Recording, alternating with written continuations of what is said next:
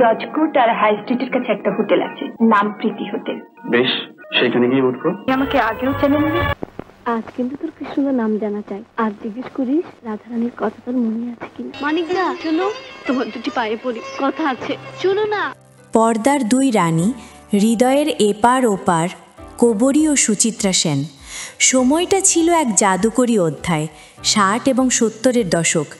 বাঙালির ড্রয়িং রুমের রেডিও থেকে ভেসে আসতো অনুরোধের আসর, আর সিনেমা হলের পর্দায় তৈরি হতো স্বপ্নের জগৎ। সেই জগতে ছিলেন অনেক নক্ষত্র, কিন্তু ধ্রুবতারার মতো জ্বলজ্বল করতেন দুজন। একজন আমাদের খুব কাছের, যেন পাশের বাড়ির বারান্দায় দাঁড়িয়ে থাকা চঞ্চল কিশোরীটি, আর অন্যজন তিনি যেন আকাশের চাঁদ, যাকে দেখা যায়, অনুভব করা যায়, কিন্তু ছোঁয়া যায় না। হ্যাঁ, আমি বলছি বাংলা চলচ্চিত্রের দুই মহীয়সী নারীর কথা, সারা বেগম কবরী এবং সুচিত্রা সেন। একজন ছিলেন আমাদের মিষ্টি মেয়ে, অন্যজন মহানায়িকা। ভৌগোলিক সীমানা তাদের আলাদা করেছিল ঠিকই, একজন ঢাকার, অন্যজন কলকাতার, কিন্তু বাংলা ভাষার দর্শকদের হৃদয়ে তারা দুজনেই ছিলেন রানী।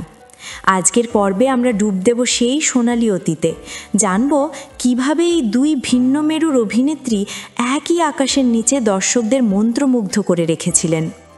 শুরুটা করা যাক তাকে দিয়ে, যিনি ছিলেন একেবারে মাটির মানুষ, কবরী, যার আসল নাম ছিল মীনা পাল।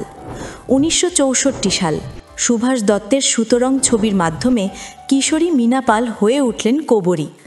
পর্দায় তার উপস্থিতি ছিল এক পশলা বৃষ্টির মতো।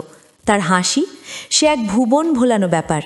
তিনি যখন হাসতেন মনে হতো যেন পুরো বাংলাদেশ হাসছে। কবরীর অভিনয়ের সবচেয়ে বড় শক্তি ছিল তার রিলেটেবিলিটি বা সাধারণের সাথে সংযোগ। তিনি কখনোই নিজেকে অতিমানবী বা গ্ল্যামার সর্বস্ব পুতুল হিসাবে উপস্থাপন করেননি। কিংবা নীল আকাশের নিচে, কিংবা ময়নামতি, প্রতিটি ছবিতে তিনি ছিলেন প্রেমিকা, স্ত্রী বা মমতাময়ী মা। কিন্তু তিনি শুধু রোম্যান্টিক নায়িকাই ছিলেন না। জহির রায়হান বা ঋত্বিক ঘটকের মতো পরিচালকদের হাতে তিনি হয়ে উঠেছিলেন অভিনয়ের এক শক্তিশালী মাধ্যম। মনে আছে তিতাস একটি নদীর নাম ছবির কথা, কিংবা শারিং বউ, যেখানে তিনি নবিতুন, গ্ল্যামারহীন কঠোর জীবন সংগ্রামে লিপ্ত এক নারী। নবিতুনের সেই আর্তনাদ বা চোখের ভাষা, সেখানে কোনো মেকআপ ছিল না, ছিল খাঁটি অভিনয়। কবরী প্রমাণ করেছিলেন নায়িকা হতে গেলে শুধু সুন্দর মুখ নয়, লাগে এক অদম্য সাহস। নায়করাজ রাজ্জাকের সাথে তার জুটি ছিল ঢাকাই সিনেমার অন্যতম সফল অধ্যায়।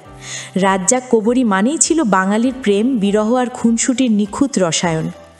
দর্শক মনে করত, আরে এ তো আমাদেরই গল্প, কবরী তো আমাদেরই ঘরের মেয়ে। এই যে আপন করে নেওয়া, এটাই ছিল কবরীর জাদুকরী শক্তি। আমার জন্য কেউ তো কোনোদিন কাঁদেনি রে চিনি, তুইও কাঁদিস নি। আমি তোর জন্য অপেক্ষা করব রাজা। আরে সালা। মহানায়িকা সুচিত্রা সেন, রহস্য ও আভিজাত্য। এবার চলুন ওপার বাংলায়। সেখানে তখন রাজত্ব করছেন আরেক রানী, তিনি রমা দাশগুপ্ত, কিন্তু বিশ্ব তাকে চেনে সুচিত্রা সেন নামে। কবরী তুদি হন সকালে স্নিগ্ধ রোদ, তবে সুচিত্রা সেন ছিলেন গোধূলির রহস্যময়ী আলো।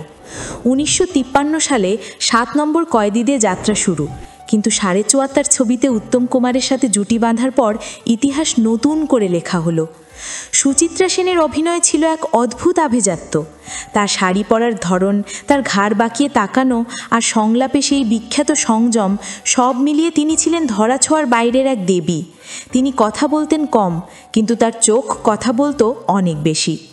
দ্বীপ জেলে যায় ছবির নার্স রাধা, কিংবা সপ্তপদীর রিনা ব্রাউন, সুচিত্রা সেন প্রতিবার নিজেকে ভেঙেছেন, আবার গড়েছেন।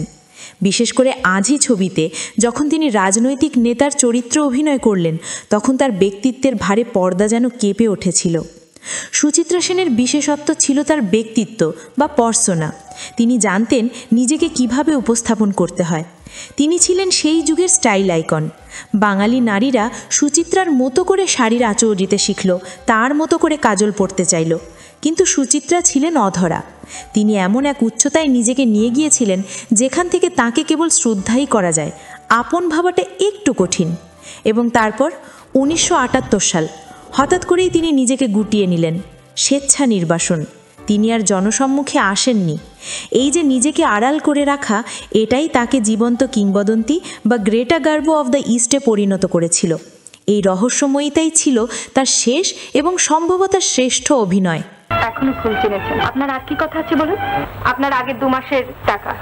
তুলনা ও বৈপরীত্য, দুই রানীর রসায়ন। এখন যদি আমরা এই দুই রানীর দিকে একসাথে তাকাই, কি দেখব? একদিকে কবরী, যিনি আবেগের সরল প্রতিচ্ছবি। তার কান্না দেখে দর্শক কেঁদেছে, তার হাসি দেখে হেসেছে। কবরী ছিলেন জনতার। তিনি রাজনীতিতে এসেছেন, মানুষের ভিড়ে মিশেছেন, শেষ বয়স পর্যন্ত ক্যামেরার পেছনে কাজ করেছেন। তিনি ছিলেন ওপেন বুক বা খোলা খাতা।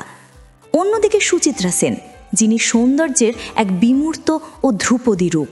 তিনি ছিলেন এক দুর্ভেদ্য দুর্গ। তিনি জনসমক্ষে আসতেন না, সাক্ষাৎকার দিতেন না। তিনি চেয়েছিলেন দর্শক তাকে আজীবন সেই 35-40 বছর বয়সের রূপবতী নায়িকা হিসেবেই মনে রাখুক, এবং তিনি সফল হয়েছিলেন। দুজনের অভিনয়ের ধরনও ছিল ভিন্ন। কবরীর অভিনয় ছিল স্পন্টেনিটি বা স্বতঃস্ফূর্ততা।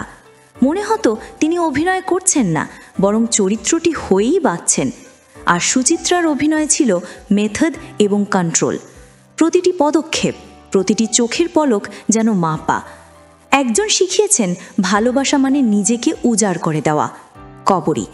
অন্যজন শিখিয়েছেন ভালোবাসা মানে ব্যক্তিত্ব বজায় রেখেও নিজেকে সমর্পণ করা, সুচিত্রা। কিন্তু দিন শেষে তারা দুজনই ছিলেন এক জায়গায় অভিন্ন। তারা বাঙালি নারীকে শিখিয়েছিলেন স্বপ্ন দেখতে। তারা দেখিয়েছিলেন যে একজন নারী শুধু ঘরের কোণেই সীমাবদ্ধ নয়, সে চাইলে নিজের শর্তে পৃথিবী জয় করতে পারে। প্রস্থান ও অমরত্ব। সময় কাউকে ক্ষমা করে না। নশ্বর দেহ একদিন চলে যায়। 2014 সালে সুচিত্রা সেন চলে গেলেন, রেখে গেলেন তার রহস্য।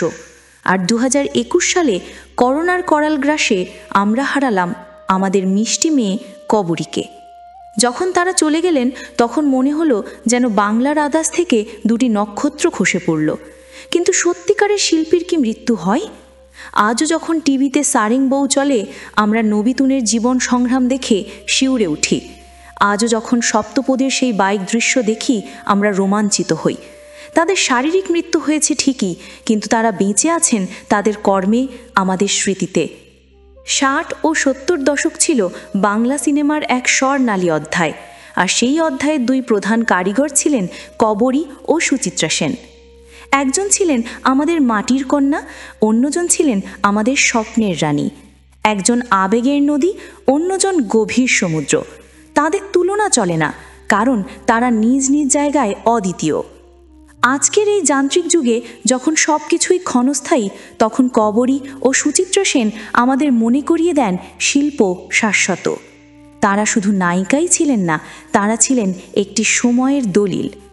যতদিন বাংলা ভাষা থাকবে, ততদিন বাঙালির হৃদয়ে এই 2 নাম স্বর্ণাক্ষরে লেখা থাকবে। তারা ছিলেন, তারা আছেন এবং তারা থাকবেন পর্দার 2 চির সবুজ রানী হয়। এতক্ষণ আমাদের সাথে থাকার জন্য ধন্যবাদ। বাংলা চলচ্চিত্রের এই 2 কিংবদন্তি সম্পর্কে আপনার কি স্মৃতি বা অনুভূতি আছে? কমেন্টে আমাদের জানান। ভালো থাকবেন আর ভালো ভালো সিনেমার সাথেই থাকবেন।